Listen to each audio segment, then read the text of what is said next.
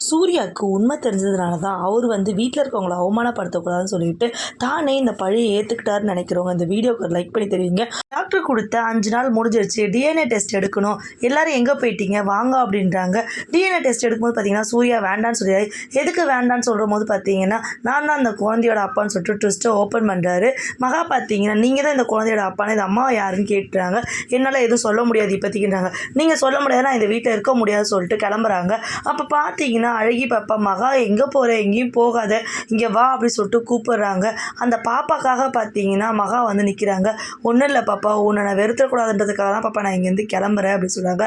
தாத்தாவும் பார்த்தீங்கன்னா மகா நீ போகாத, ஏதோ ஒரு உண்மையை மறைக்கிறான் சூர்யா, கண்டிப்பாக இதை தப்பு செஞ்சுருக்க மாட்டான்னு எனக்கு தோணுது, நீ நம்பு சூர்யாவை அப்படின்றாங்க. சூர்யா பார்த்தீங்கன்னா இல்லை இந்த குழந்தை தான் என்னோட பொண்ணு அப்படின்னு சொல்கிறாரு. பொய் சொல்லிகிட்டே இருக்கான் திரும்பன்னு பார்த்துட்டு ராஜலட்சுமி பார்த்தீங்கன்னா கோவப்படுறாங்க. இந்த வீட்டிலே இருக்காது, என் கண்ணு மூஞ்சிலே முடிக்காத, நீ அவ்வளோ கேவலமானவன்னு சொல்லிட்டு பயங்கரமாக திட்டிடுறாங்க சூர்யாவை.